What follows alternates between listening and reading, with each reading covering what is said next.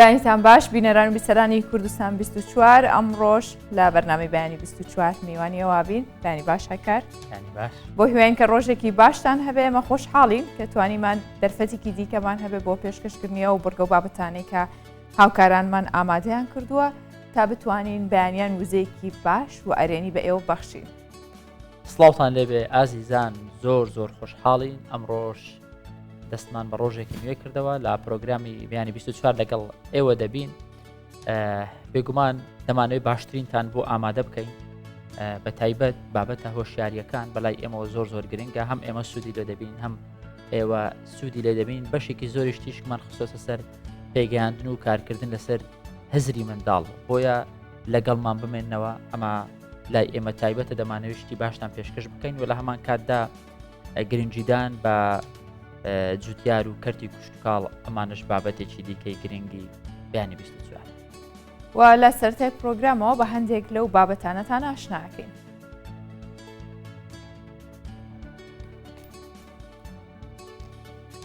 ئاشەکانی دەربەندی خان بۆ پاکردنەوەی چەڵتووکی برنج کار دەکەن و بەشێک لە برنجی شارەکە هەناردەی شارەکانی عێراق دەکرێت.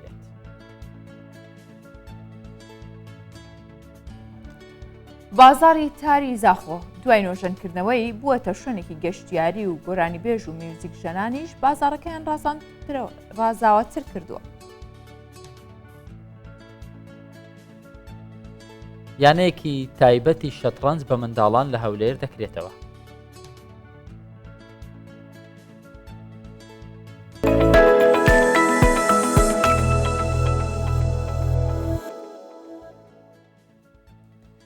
لە کۆنەوە بۆ ئامادەکردنی بەرهەمەکانی جانەوێڵا کورد سوودی لە ئاش وەرگرتووە. لە شارۆچکەی دەربەنی خان لە وەرزی پێگەیشتنی دانەوێڵا و بە تایبەتی تر بەرهەمی چەڵتووک ئاشەکان دەستیان بەکارکردن کردو. جا خاوەن ئاشێک بۆ کوردستان 24 قسەی کردو، دەڵێت تا چەڵتووک هەبێت ئێمە ئاشمان دەبێت، ئەگەر ئاش نەبێت ئەی چۆن ئەم چەڵتووکە پاک بکرێت و ببێت بە برنج.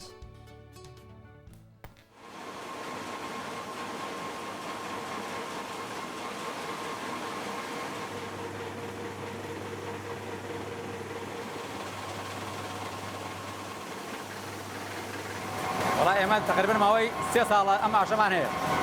ئاشی چەڵتووکمان هەیە و ئاشی بڕێشمان هەیە و ئاشی تریش هێل دەبێنی، بەڵام ئەم ئاشێکی بەناوبانگی چاکە، ئەم مەکینەکانمان تازەیە و ئاشەکانمان چاکن. ئێمە چەڵتووکە هەڕین و من بژە خۆشمان مرتاحی، یعنی بژەوی خۆمان لەسەر ئەمیشەیە. ئێمە ڕاستیان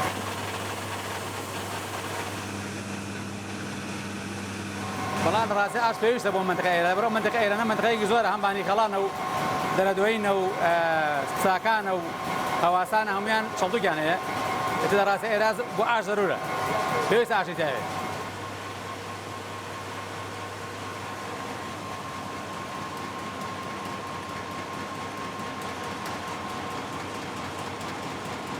ئەویشان ئێمە کەیکن لە تقریبا لە مانگی کۆتایی دەوە دەست پێەکە مانگیدە، ئەی لە مانگی 11 تر چەڵتووکی ئەم منتەقانە پێگا، چەڵتووکی بانی خەڵان و چەڵتووکی ساکان و دەرەدوێین و هەواستان پێگان و ئەلو کاتێک تر ئێمە ئیشمان هەیە لەم فەسەڵەم کاتانی تر کاتی ئیشە. وەڵا ئەگەر ئاش نەبێ ئاشەکان زەرور هەبێ،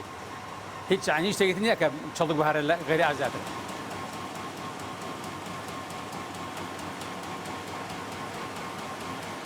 زەرورە، زۆر زەرورە ئەمیشە، لەبەرەوە چەڵتووک هەبێ ئەبێ ئەمیش هەر هەبێ، چۆ ئەگەر چەڵتووک هەبێ ئاش نەبێ خەڵ بۆ کوێ بەرێ. ئێمە گەن بەڵێ عەلەفەکەین، عەلەفی گەرم و عەلەفی دۆینە و ساوەر و ئەو شتانە شەکەین، خەرە خەرمان و ئەوشمان هەیە ئاشی ئەوە جیاواز، ئەو ئاشی خۆی تایبەتی خۆی هەیە.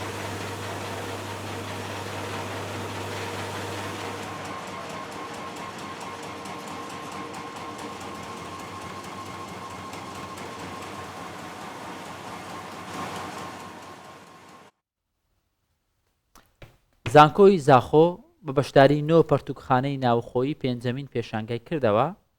کە ڕێکخەر و قوتابیان ئەمانەی کە بەشداریان لە پێشانگا کردووە داخوازی ئەوەن لە ساڵی داهاتوو بە شێوێکی فراوانتر بە ناونیشانی زیاتر پێشانگاکە بکرێتەوە. و زۆرترین ناونیشانی پەرتووکەکانی نێو پێشەنگەکە بریتیە لە ئەدەبی، ڕۆمان، بابەتە ئاینیەکانی و چیرۆک.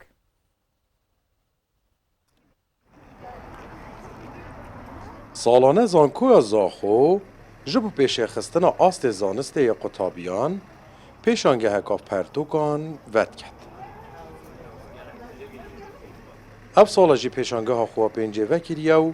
قطابی و خدان پرتوک خانه که بحثا روشا خاندنه دکن. هندك جي من يبدلي خوديتن بلا قالك عنوان جي تأثير هبو وكل جي أنا مده يعني شم بخوينم باشا روجي ده أبو بدت پتر تنا دخواست کردن و پتر دخوازیل سر پتر بابدت ادبینه رومانن و بابدت آینی و حتی حدا که باجیک درون ناسینه راستی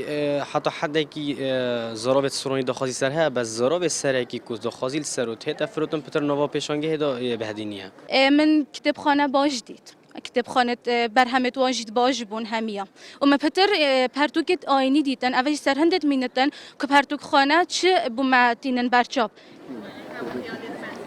اگجریکخرین اوه پیشانگه یه خازیارل دمنداهاتی هولکا مازم بوا بهتا درست کرن اوب اومیدن اف پیشانگه ببیتا پیشانگه که نیو دولتی ول سر آسته همی کردستانه.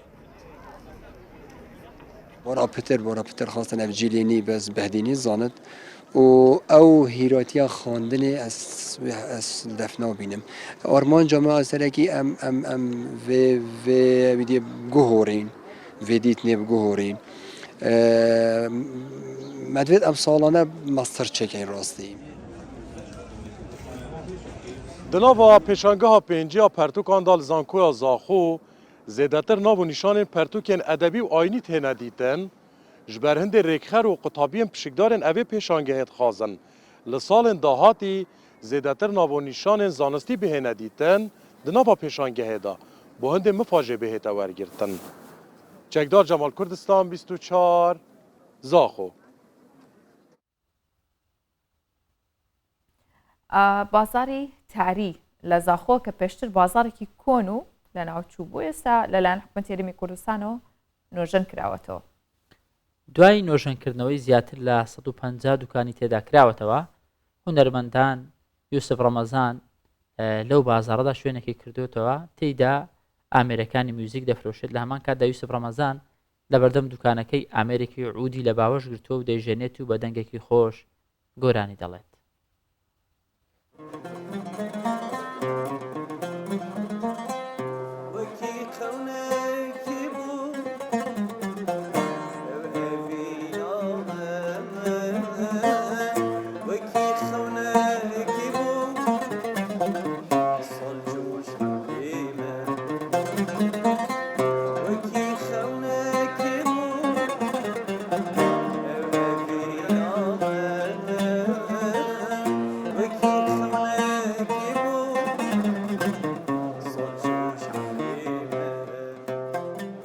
هنرمت یوسف رمضان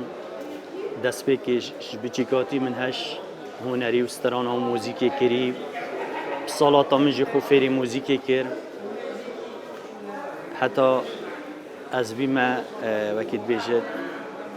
عازفکی هوده و هندک آمیرت دی پشتینگی من دست هاوید از چکرنا هوزان و آواز ستران تسوک اچیکم من هندک ستران دست بکی من با مامستای خوی مازن اردوانزا خوی مامستای منه من گلک پیو آوازی داینه مستران بوی چکر دم مستران که مگولی بی کیفایی هاد بود گلک دست خوشیل مکر با من پیو آوازا و هر معود جی بوید جانی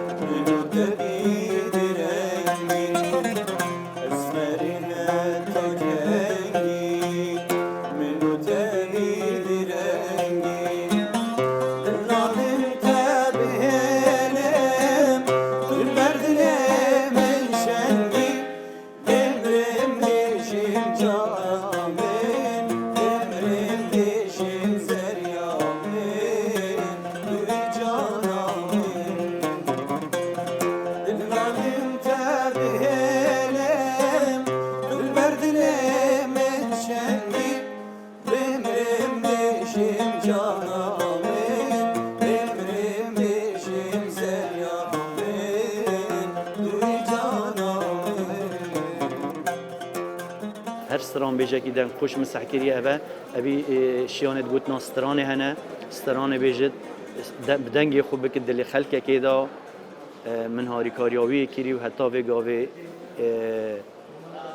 ایکوک عبد القهار زاخوی عبد الواحد ما مستای من مازن اردوان زاخوی دی حوال ابراهیم ما مستا شاکر آکروی من گلک استران بویجی چکرین و آواز از دل و جان سپاسیا حکومت آمد کم وقتی افسیکا زاخو نیجن کرین و گلک گشتیار قصتاوی سیکت کن من ویا دوی سیکه دا از جهه که هنری بخو پیدا بکم جهه من یه فکرنا موزیکیه و هر وساجی از ام آمیرت موزیکی جیل ویری تفروشین بو طلبه هر قطابیه که آمیرتک ببید ادویری جهه ما ایوارک بوی مبر خدا سری چیای که جوری مدل شوانه کل برپازی مگازی کر شوانو وقتی تمه دوره اوه چندین سالانه آگیرک بر بیاد لمن بکی توی هاگیری وامرینی هوار سوته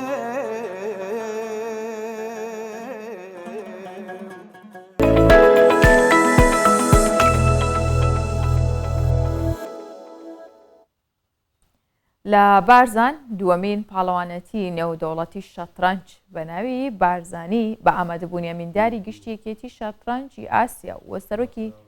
دەستگای خێرخوازی بارزانی و سەرۆکی یەکێتی شەترەنجی عێراق بە بەشداری 50 یاریزان بەڕێوە چوو. هەکار شەترەنجەزانی؟ بەڵێ ڕۆژە لە بەرنامە یاریم پێم وایە خراپنی شتێکی لێ دەزانم دەمێکە یاریم کردی ینی بۆ 15 ساڵ ڕەنگە پێش ئێستا خەریک بووم بەڵامی تردا بڕین ئەم جیلە تازە ئەم نەوەیە ئەمانە زۆر باشن ناوێرم خۆیان لێ بدەم بەڵام تەرکیزێکی باشیەوێ بێگومان کەواتە بەم بابەتە ببینین دواتریش ئێمە لەسەر شەترەنج لەسەر ئەو مناڵە بەهرەمەندانەی کە لەم یاریەدا سەرکەوتنیان بەدەستێناوە تەوەری تایبەتمانە بێت.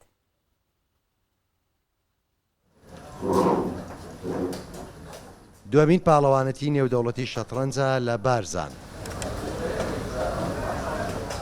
سکرتێری یەکێتی شەترەنجی ئاسیا و سەرۆکی دەستگای خێرخوازی بارزانی و سەرۆکی یەکێتی شەترەنجی عێراق تیایدا بەشدارن.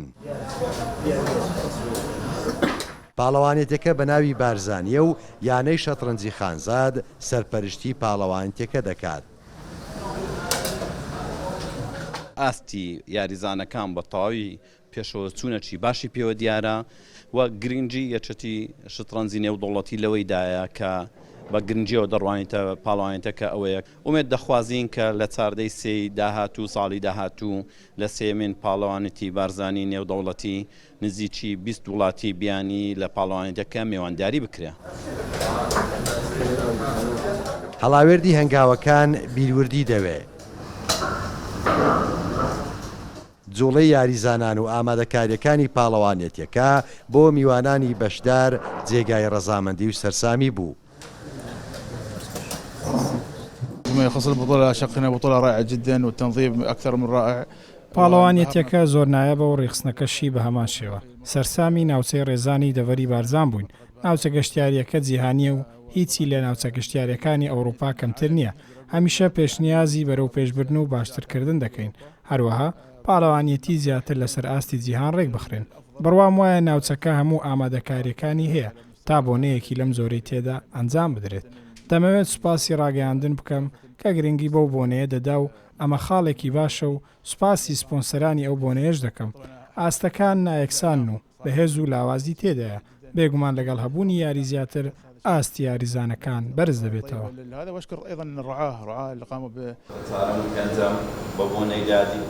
دوامین پاڵەوانەتی نێودەوڵەتی شەترەنج لە کۆمەڵگەی ڕێزان لە دەڤەری بارزان بۆ ماوەی 2 ڕۆژ و لەژێر چاودێریەکی نێودەوڵەتی ئەو یاریە بەڕێوە چوو. لە کۆتاییشدا خاوەنی پلەی یەکەم تا سێم بە خەڵاتی تایبەت و ئەوانەی دیکەش تا ڕیزبەندی دەیەمی پاڵەوانێتیەکە خەڵات کران.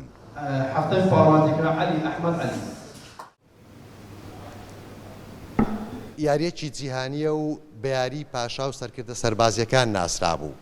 بەڵام ئێستا بۆتە خولیاو یاریەکی نێودەوڵەتی لە نێو کوردیش هەمیشە یاریزانی لێهاتووی لێ هەڵکەوتون و ڕکابەری جیهانی دەکەن. تەیفور محەممەد، کوردستان 24 بارسان. هەر تایبەت بە شەترەنج لە هەولێری شیانەیەکی شەترەنجی حکومی منداڵانی خوار تەمەەن 18 ساڵی فێری شەترەنج دەکات بۆی بە شێوەیەکی ئەکادمی قوتابیەکان فێری تەکنیک و جوڵە و هەنگاوەکانی ببن. و لە داهاتووشدا بەشداری لە پاڵەوانەتی نێودەوڵەتیەکان بکەن. یاری شەترەنج زانین یاریەکی زۆر فکریە، پێویستەکە ئەو کەسی کە یاریەکە کات تەواو مێشک و بیرکردنەوەی لەسەر یاریەکە بێتە هەموو جوڵەکانی بەباشی لەبیر بێت و بزانە کامە جوڵاکات، چونکە زۆر جار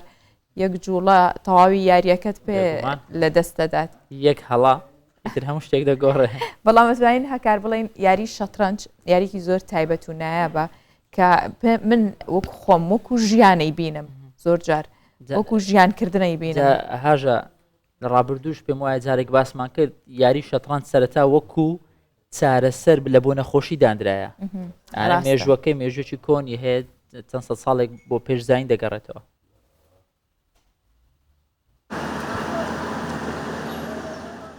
ماوەی 3 مانگە هاتۆتە یانەیەکی شەترەنجی حکومی، هەفتەی 2 جار دێت بۆ ڕاهێنان بۆ ئەوەی ئاستی فێربوون و تەکنیکەکانی یاری شەترەنج بە ئەکادیمی فێر ببێت و لە داهاتوودا وەک یاریزانێکی پیشەگەر بەشداری لە پەڵەوانێتەکاندا بکات. داواش دەکات منداڵان وەک ئەو هەوڵ بدان فێری یاری شەترەنج ببن. یاری شەترەنج دەکەم تاکو وچی گەورە بم بە یاریزانێکی گەورە و دەمەوێت بە ئاکادمی فێر بم تاکو گەورەترین یاریزان بم. لە جیاتی ئەوەی بچم خۆم بە شتی بێمانە مەشغوڵ بکەم بە شەترەنج دەکەم کە ئیستفادەشی لە بۆم هەیە و کاتم بە شتێکی باش دەباتن. لێرە زیاتر لە 50 قوتابی کە تەمەنیان لە نێوان 5 ساڵ تاوەکو 14 ساڵدایە لەسەر تەختەیەک کە 64 خانەیە فێر دەکرێن چۆن شازە داش بە وردی و بە وریاییەوە بجوڵێنن، چونکە بەردەوام یاری شەترەنج پێویستی بە فێربوون و نوێگەری هەیە. وانەکانیش بەشێکیان بە تیۆری و بەشێکیان بە کرداریە. لەلایەن ڕاهێنەر و یاریزانی نێودوڵەتی شەترەنجیشەوە وانەکە دەگوترێتەوە دەیانەوێت هەرێمی کوردستان پەرەی زیاتر بە یاری شەترەنج بدات. ئاماژمانەوەی لە شەترەنج لە هەرێمی کوردستان و بە شاری هەولێر بە تایبەتی زیاتر بەرەو پێشی بێت و هەر لەگەرەوەش پاڵەوانیتێکی عەرەبمان لە پێشە لە وڵاتی مسر کە لە کۆی نۆ یاریزانی عێراق لە تەمەنەکانی خۆیان 5 یاریزانی ئێمە بەسەر کەوتون. لەو پاڵەوانیتە بە ئەنجامێکی زۆر دڵخۆشکەر ئینشاءڵڵە دەگەڕێینەوە. و ئەمانە ئەو قوتابیانن کە لە پاڵەوانێتیەکان لەسەر ئاستی تەمەنی خۆیان توانیویانە 5 مەدەلەی ئاڵتون و 2 مەدەلەی زی و 2 مەدەلەی برۆنز ببەنەوە و 5 لەو قوتابیانەش یاریزانی متەخەبی عێراقن. ئەوانەی لە منداڵیەوە فێری یاری شەترەنج دەبن گەر پەرە بە توانەکانی خۆیان بدەن لە داهاتوودا یاریزانی باشیان لێ دروست دەبێت. ئامانجیان هەم بۆ یاریەکە و هەم بۆ ژیانیش جیاوازتر دەبێت لەبەرەوەی ئەم یاریوات لێ دەکات بۆ هەر هەنگا و جوڵەیەک دەبێت چەندین جار بیر بکەیتەوە بۆ ئەوەی لە کۆتاییدا بڕیارە دروستەکە بدەیت. ئازر فاروق، کوردستان 24 هەولێر. کردنەوەی یانەی لەم شێوەیە بێگومانجێگەی دڵخۆشیەوە کات کە بزانین هێشتا ئەو بابەتانە ماون کە ئەتوانین بیر و فکری منداڵانی لەسەر پەروەردە بکرێت و فراوانتر بکرێت و دووریش بکەونەوە لە هەموو ئامێرە ئەلکترۆنیانەی کە بیرکردنەوەکانیان سنووردارەکات. و فێربوونی یاری شەترەنج بۆ مناڵانی خوار تەمەن 18 ساڵان ئەمە گرنگە و یانەی شەترەنجی مەلی کام ساڵ وەکو هەکاریش باسی کرد بۆ مناڵانی خوار تەمەن 18 ساڵانی کردوتەوە خولەی تایبەتە و بۆ پێگەاندنیانە هەر لەسەرم بابەتەمە چەند میوانێکی تایبەتمان هەیە و هەمووشیان پاڵەوانی شەترەنجن. میوانەکانمان بە ڕێزان دانا جەمال ڕاهێنەر و یاریزانی نێودەوڵەتی شەترەنج زۆر بەخێر بێ مامۆستا دانا و خاتوو بەهرە سەمیر یاریزانی شەترەنج و پاڵەوانە کاکە لاوین ئەمیش یاریزانی شەترەنجە و پاڵەوانیشە کاکە چیا بچووکترینیانە ئەمیش پاڵەوانی شەترەنجە و یاریزانە قشتۆکەکەمانە زۆر بەخێر هاتن داینتان باشن یاخوا بەخێر بن. کاکدانا پاڵەوانەکانت چۆنن باشن زیرەکن؟ ئەلحەمدولێ لەسەر ئاستی عێراق دەتوانم بڵێم باشترینەکانن و حازریش دەبن لەو وڵاتی دەرەوە ئینشاڵڵا. باشحاڵیەوە. کاکدانا ئەم یانەیە تازە دروست کراوە یانەی مەلیک وایە تایبەتە بەو منداڵ و یان ئەو گەنجانەی کە لە خوار 18 ساڵی دانا ڕاستە؟ بیرۆکەی دروستبوونی ئەم یانەیە چۆن بوو چێ سەپۆرتان دەکات بۆچی دروست کرا؟ بەڵێ سەرەتا پێشەوەی ببینە نادی ئەمە سنتەرێک بوون سنتەرەکی تایبەت بە فێرکردن و پەرپێدانی شەترەنج. بیرۆکەکە لە ساڵی 2010 چار برادەر بوون هەر چارمان یاریزای نێودەوڵەتی بووین بیرمان لەوەی کردەوە کە زیاتر پەرە بە یاری شەترەنج دەین و زیاتر بتوانی خەڵک خاستە منداڵ فێری ئەو یاریە بکەین. خۆشبەختانە توانیمان لە بیدایەتەکانەوە مەزموعە منداڵێکی زۆر باش و بەهرەمەند پێ بگەێنین. دوای ئەوەی کە دامەزراندنەکەش لەلایەن من و کاکدانەر و کاک سۆران و کاک هەرێمەوە بوو بەڵام کاک سۆران و کاک هەرێم بە حکمیەوەی کە مهەندیسن ئەو مەجالیان نەبوو کە تەطویر بە سنتەرەکەمان بکەینەوە بۆیە کاک سەمیر ئەویش کە هەر مهەندیسە لەگەڵمان بەردەوام بوو. ئێستا لە نهایەتی 2010ەوە دەستمان پێکرد توانیمان ئەنجامێکی زۆر باش لە بیدایەتەکانەوە دەستەبەر بکەین. بەو ساڵانێ بەو بتوڵەی ئاخیری کە لە شاری مووسڵ کرا کە بتوڵەی عێراق بوو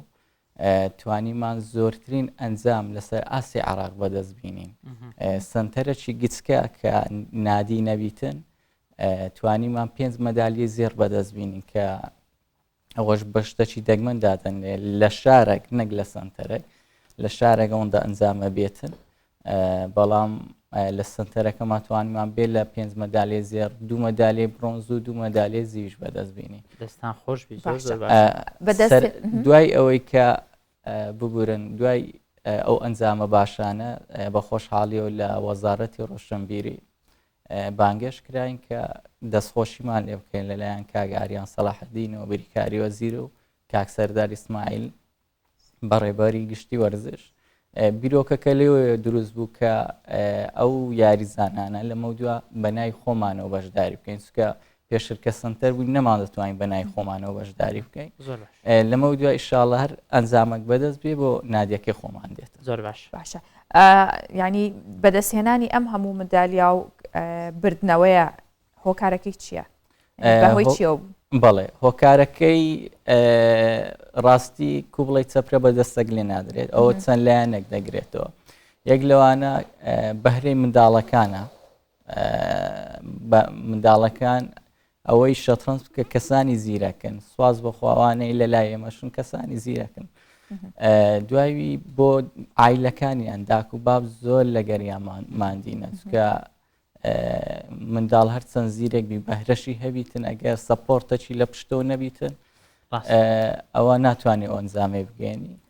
شیر لەوانێ ئەمەش تۆزەک سەبەب بی. باشە دەستان خۆش بێ با لەگەڵ بەهرەخان کەمێک قسە بکەین. بارەخان بە خێر بێ ماشەڵڵا کچێکی ژیکەڵا ئاقڵ دیارە. چەند ساڵە خەریکی شەترەنجی پێمان بڵێ چۆن بوو دەستت پێ کرد؟ وڵا ئەمن تقریبی 5-6 ساڵە یاری دەکەم. هەندێک دەنگت بەرزکە با باشم گوێ 5-6 ساڵە یاری دەکەم هەر لە ناو بواردەم و هەر لە تەمەنی بسووکێتانی پلەکانی یەکەم بەدەست بێنم و زۆرش حەزم لەو یاریە بووە و بەهۆی داکم بابم و پاڵپشتم بووینە و مدەڕیبەکانم زیاتر زۆر حەزم لێ بوو. ناو بەهرە بێ و بەهرەمەندیش بی. ئێستا ئەنجامەکانت چۆنە لە چی بەشداریت کردوێتەوە؟ ئەنجامەکانم الحەمدوللا زۆر باشن لە عێراق لە سەر تەمەنی خۆم یەکەم بوویمە و لە تەمەنی 20 ساڵیش بەشداریم کرد تانی دووەم بەدەست بێنم. گەورەتر لە تەمەنی خۆی توانیم پلەی دووەم بەدەست بێنم و لە باشترینەکانی عێراقم لە ژنان توانیم لە 5 کەسەکەی بکە و 5 کەش دەستن لەگە 5 کەسەکەی متەخەب یاری دەکەن. هاژە دڵی بەوە خۆشە زۆر سەویستم بەهرە خانمی زۆرتان لەگەڵە ژنی زۆرتان لەگەڵە؟ لەگەرمانن بەس ینی عەرەب و کورد تێکەرنەوە گەمە باشە لە سنتەرەکەمان وابزانام ڕێژەی زیاترمان ئافرەتە لە کوڕەکان. خۆشە چونکە ئێستا ینی هەر بابەتێکە بینین هەر شتێکە بینین ڕۆژانە ئەوە ژنە سەرکەوتوەتیایە بەڵام خۆشە کە دەریشکەوێ ئەم سەرکەوتنانە ئەم بەشداریکردانەی ژنانە ئەمەجێی دەستخۆشیە و تۆزە گەردە دڵیشمان کرد لەگەڵ هاژە ینی باسمان لەوە کرد لەبەرچی زۆربەی چالاکیەکان خانمان تێیدا غایبن ئایا بانگ ناکرێن خۆیان ناچن دەرفەت نیانی بۆ نمونە ئەو هەرچەندە بابەتەکە لەوە دوورە بەڵام ئەم دەردڵی کە کردمانەوە بوو یاریزانێکی ئەستێرێکی وەکو کەریم بنزیما هات لە پێشوازیەکەی هیچ خانمێکمان نبینی لەکەن کۆنگرە ڕۆژناوانەکە تەنیا یەک خانممان بین ینی ڕێژیان زۆر کەم بینە سەر بابەتەکەمان ئافرەتان زۆرن خانمان زۆرن لەگەڵتان لە یانەکەتان و لە تەمەنی خۆت زۆرن لە تەمەنی خۆم هەر یەک لە سنتەرەکەی خۆمانە لە تەمەنی تۆ بەهرە خانمان زیرەکترن یان پیاوان لە شەترەنج وڵا ڕاستی پیاوان زیرەکترن نابێ من ئەویان لەگەڵتانیم نابوو چونکە بووە خۆت بڵێ من زیرەکترینەمە بێ بڵێ خانمان زیرەکتران دەکات تەمەشای ڕێژەی سەرکەوتنەکان دەکات آخر ژنان ڕاستە ڕێژیان کەمتر بەشدارن بەڵام خانم زۆر بە تەرکیزترە یعنی ئەتوانێت شەترەنج کاومێشکی لای چواردەوریشی بێوانە هەر خۆی وای یاریزانە شەترەنج بەڵێ لە کاتی فکرکردنەوە تاکە شتەکە هەردوو لە پێکەوەیش دەکە هەردوو لای مێشک لای چەپ و لای ڕاست زۆر باشە لەگەڵ کاکە چیاش قسە بکەین کاکە چیات قسەمان بۆ دەکەی چیا زوو هەستای لە خەو وابکە مایکەکەوا لێک ساعت چەند هەستای نازای زۆر زۆر یان ساعت لە مەکتەبی ئەوە لە مەکتەبی هێشتا نەچۆتە مەکتەب زیاتر مێشکیش دەکە نە قسەی ئەوەی باشە کێشەنیە گرنگەوێ ئمە بتوانین وێنەکەی نیشان بدەین کە کاکە چیا یەکێکە لە پاڵەوانەکان و لە داهاتوو دەبێتە پاڵەوانێکی زۆر باشی شەترەنجانێکی زۆر ناوازە لە خۆی 5 ساڵە بەڵام لە ئاستی 6 ساڵی بەشداری کرد کە پلەی یەکەمیشی بەدەستینە لەسەر ئاستی عێراق ئینشاڵڵا بتڵێ عەرەب دەکرێتەوە مانجی دوو زیاتر لە 6 یاریزانمان بەشداری بتوڵی عەرەب دەکەن دوو یاریزانی کەشمان هەر هەبووی بەتەڵی عێراقن ئەوانیش لەبەر ئیمتحانات شیا پیان باشە قورس نییە ڕاهێنانکردن بە منداڵێک لەم تەمەناک قورسە بەڵام کاتێک توانیت عەقڵی منداڵەکە بخوێنیەوە بە ئاسانی کۆنتڕۆڵی دەکەی ینی هەز دەکەم منداڵە یاین دەرزگۆتنەوە بە منداڵەکان ئاسانترە چکە زووتر وەردەگری زووتر دەتوانی پەرە بە توانەکانی زۆر باشە کاکە چی ئەمەی بدەین بە لاوین دەستخۆش لاوین چۆنی زۆر سپاس باشە تۆ پێم بڵێ یەکەم پول کا بەبی جوڵێنی کامیانە کامە باشە بەڕای من کە دەیجرێنم جنجەکەی پژمەریکە ئیفۆر لە ناوەڕاست بەرێ لێوە دەست پێ بکەی بەڵێ ئەی کامە جوڵە باشترینە بۆی کە کۆنتڕۆڵی یاریەکە بکەی وەڵایی ئیفۆر و دیفۆر باشە تۆ لە تەمەنی چەند ساڵی بەشداریت کردی کاک لاوین لە تەمەنی 12 ساڵی 12 ساڵی ئەم درامایت بینی خانمە شەترەنجانەکە کوین گامبێت بەڵێ بینیوتە تۆش بینیوتە بەڕە ئاستی چۆن بوو کەسێت نەیوێتی هەموو ئەوەی کە حەزی لە شەترەنج بەڵێ حەز دەکەی بگەی ئەو ئاستا بەڵێ ئێستا هەوڵت بۆ چیە دەتەوێت لە داهاتوو بەشداری لە چی بکەی دەمێت لە داهاتوودا بمە گران ماستەر بمە شەترەنجانێکی بەتوانە ئافرین هەرواشە بژیت جاو کاتە گەورە بووی لە پرۆگرامێکی دیکە ئەو کاتە کار بە گۆچانەوە پێشوازی توانەکانیان باش ینی زووتر ئێمە پیر نبینە و کاتە چاوەڕێەوەکەین دەستان خۆش بی چییە ئەگەر لەگەڵ لاوین و بەهرا یاری بکەی کی باتەوە توی بیت تۆ یاوان توی بیت ئافرین ئافرین بەخۆیتی منەی بەمەوە ئافرین هەر بەڕاست ئەگەر یاری بکەن کامیان زیرەکترن لەوانێ نەتوانن ینی وەڵا هەمویان هەر لە ئاستی تەمەنی خۆیان زۆر باشن منافسەکی شێ ئێستا ئەمە نوێ یاریزانمان لە هەڵبژاردەی عێراقە تەقریبەن کاکە دەوەندیش کە 10 ساڵە ئەویش خۆزگە لێرە باش لە بە ئیمتحانات پێی نەکرا ئەویش 10 ساڵە لایبەشی زۆر باشە ژەنین خان ئەیش بە هەمان شێوە 12 ساڵە ئەویش یەکەمی عێراقن شاریا خان ئەویشمان هەیە 8 ساڵە ئەویش هەر پلەی دووەمی عێراقی بەدەستێنایە بەڵام ئەویش بەشداری وتوڵی عەرەب دەکات زۆر باشە لاوینجان لەگەڵ کوردەکان زیاتر یاریت کردووەیان لەگەڵ با بڵێن عەرەبەکان لە مەنتەخەبی عێراق و ئەمانە وەڵی زیاتر لەگەڵ کوردەکان گەمەم کردیە ئەی لەگەڵ یاریزانی عەرەب یاریت کردووە بەڵێ بردووتەوەیان دۆڕاندت بردیتەوە خۆش هەربشی مامۆستا ئاستی یاریزانە کوردەکانمان منداڵەکانمان بەراورد بە یاریزانی دیکەی دەرەوەی هەرێمی کوردستان چۆنە دەتوانم بڵێم لەسەر ئاستی عێراق کوردستان باشترین منداڵی هەیە باشترین ئەوەی هەیە چکە ئاخیر وتوڵە ئەومان لۆ دەردەخاتن کە لە کوردستان خاستن لە شاری هەولێر منداڵی زۆر بەهرەمەند هەیە پێشتریش کە ئەو کاتی ئێمە کە ئێستا ڕاهێنەرین پێشکەمە یاریمان دەکرد بە هەما شێوە بووین هەولێر بە یەک لە باشترین محافەزەکانی عێراق بوو باشە لاوین کاتێک کە بەرامبەرەکەت یاری و لەگەڵەکە یاریزانەکەی بەرامبەر یاری و لەگەڵەکە تۆ چۆن نەتوانی لێی تێبگەی کە ئەو کامە جوڵە ئەکات لێی تێگەی خۆت ینی بیرەکەیتەوە کە بزانی ئەمە جوڵەی کردووە کەواتە ئاستی ئەم یاریزانە باشە خراپە بێگومان چکە ئەگەر تۆ پێش گەمە لەگەڵ کرد ئەو برین جارش کەش گەمە لەگەری کردبیتن ئەگەر نەخلەکەی بکات دەیزانی کوولەی دەبێت خوێندنەوەی لە بۆ یاریزانەکە هەیە با پرسیارێک لە بەهرەخانیش بکەینەوە وایە بەهرەخان ئەتوو تا چەند دەتوانێت خوێندنەوە بۆ یاریزانەکەی بەرامبەر بکەیت چی دەکەیت تەماشای دەکەی خوێندنەوە بۆ کەسایەتی بۆ لایەنە دەرونی یاریزانەکە دەکەی لایەنی دەرونی زۆر ینی دەور دەبینی لە ناوگەمەی بەڵێت لەوانەیە هەندێک جارتم شەید و مساویەکەم دەشڵەژێ ینی زۆر کەسێکم لە ناوگەمەکەی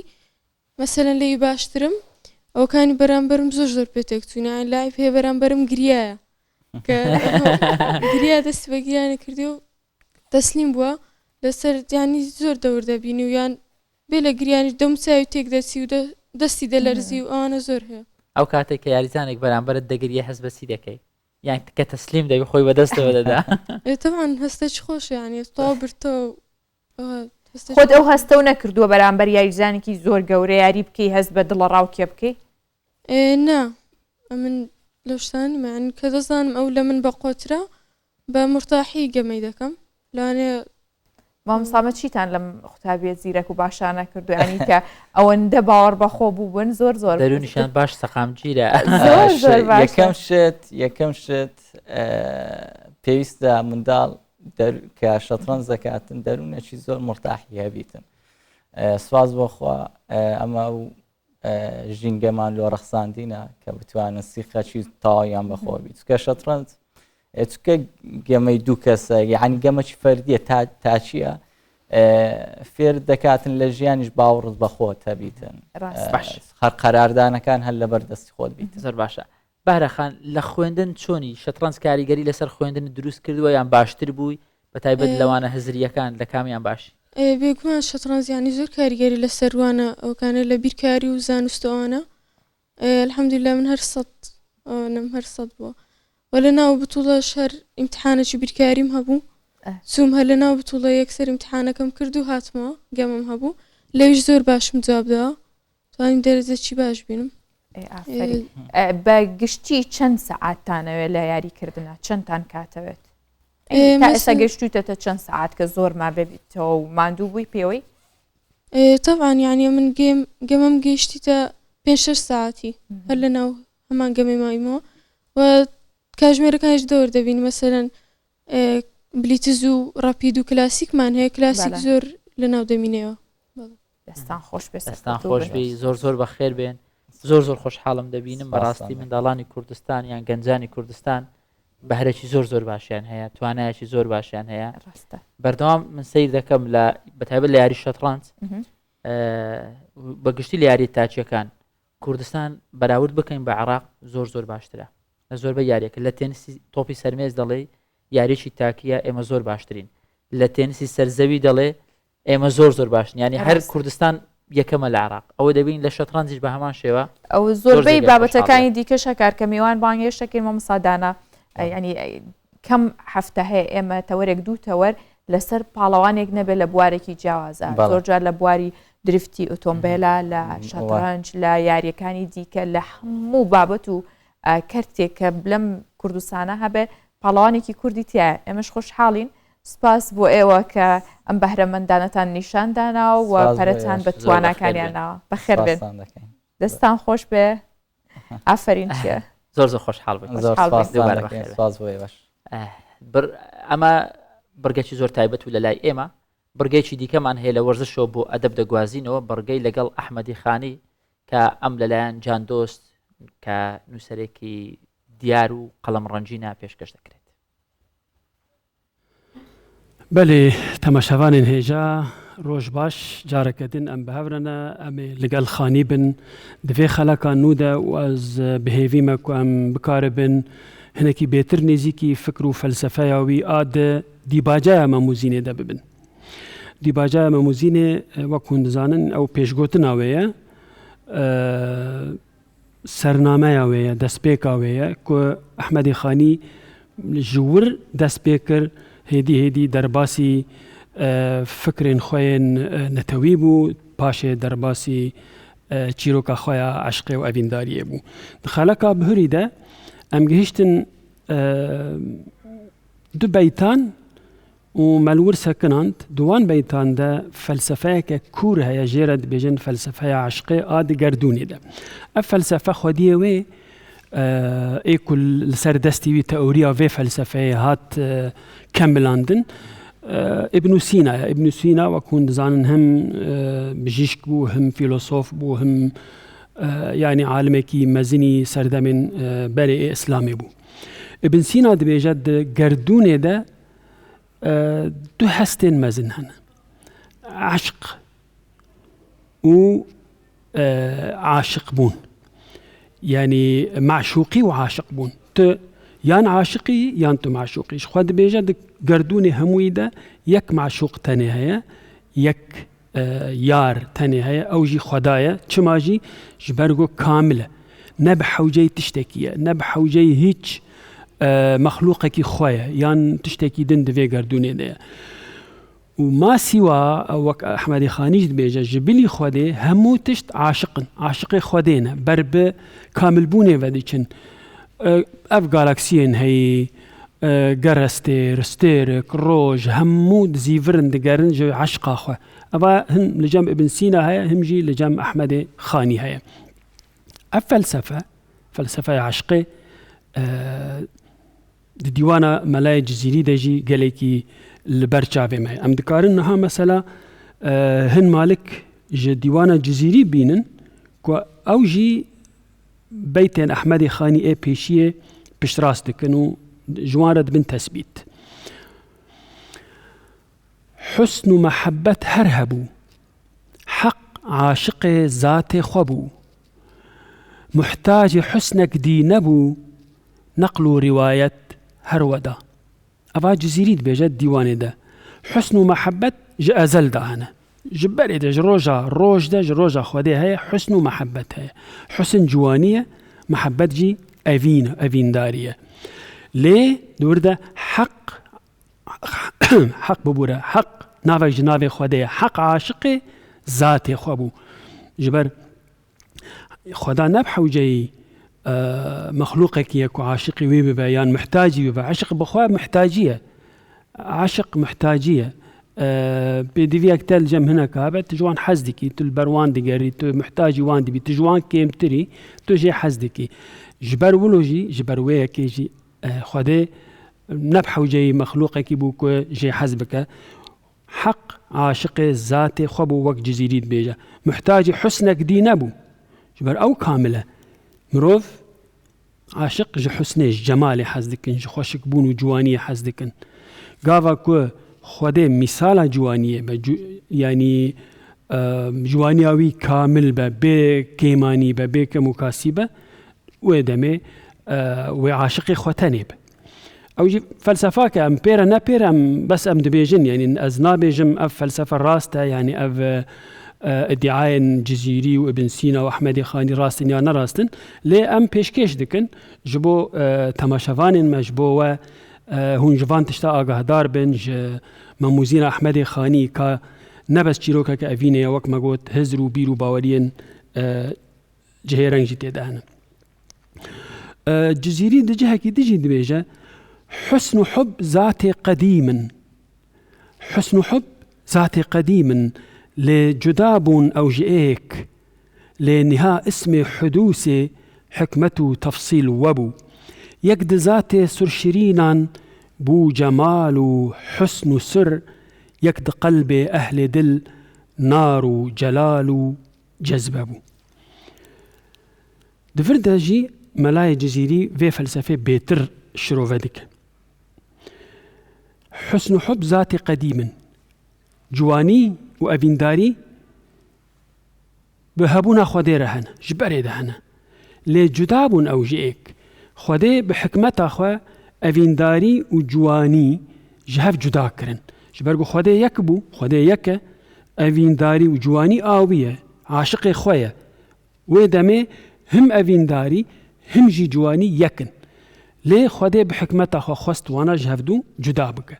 لي جدابون او جئك او بحكمته خودي بو چما جدابون چاوا چون چهات سريوان دبيجه ملاي جزيري يك دزات سرشرينان بو جمال و حسن سر او كل جم خودي بو خودي دياري كچن جوان دياري جوانان كر او بو جاذبيتك بو سرك بو جوانيك ويك جيد قلبي دلي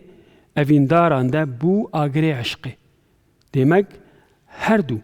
أفينا لجم أفين داران جبا خودي هاتية وجواني البا جوانان جي جبا خودي هاتية بري لبا خودي بو خودي او دابشي ناو مخلوقاتي خوكرية أبا فلسفة كوك ما قلت أم بس وي بيشكيش دكن أم نابجن راست يانا راست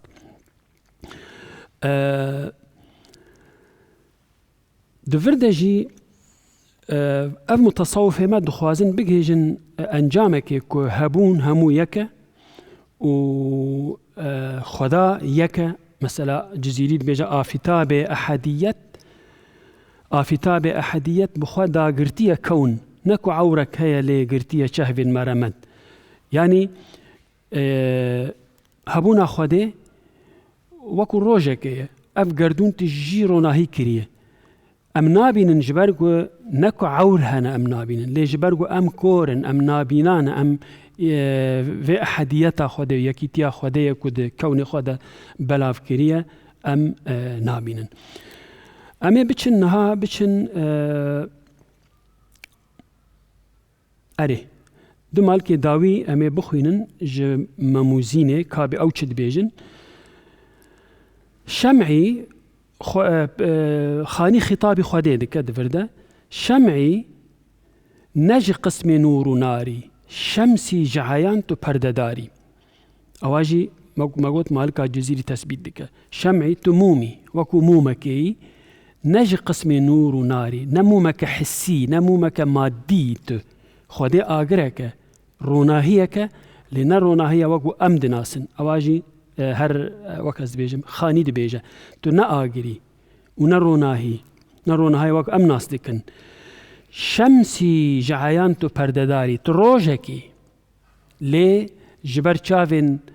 ما تهاتي وشارتن بپرددار لپشت پرده يعني أم نكان انت ببينن اواجي خطابة خده دكه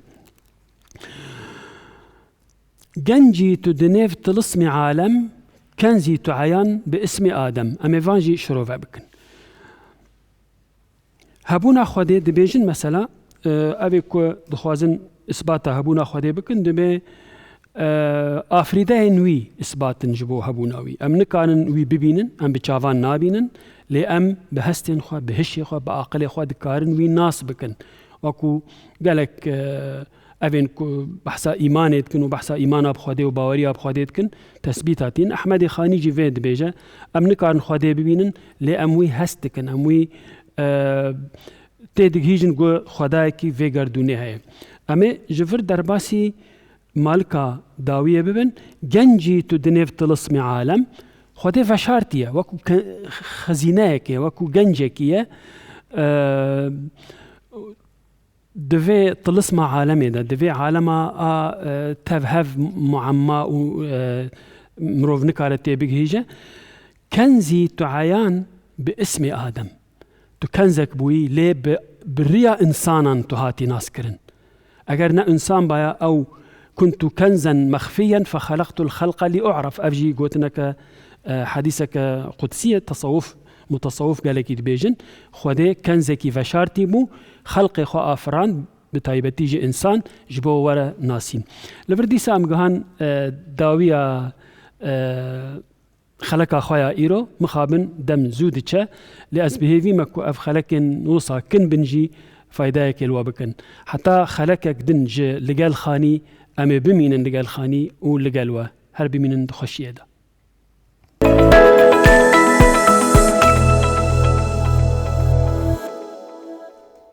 استاج كاتي كشو هوايا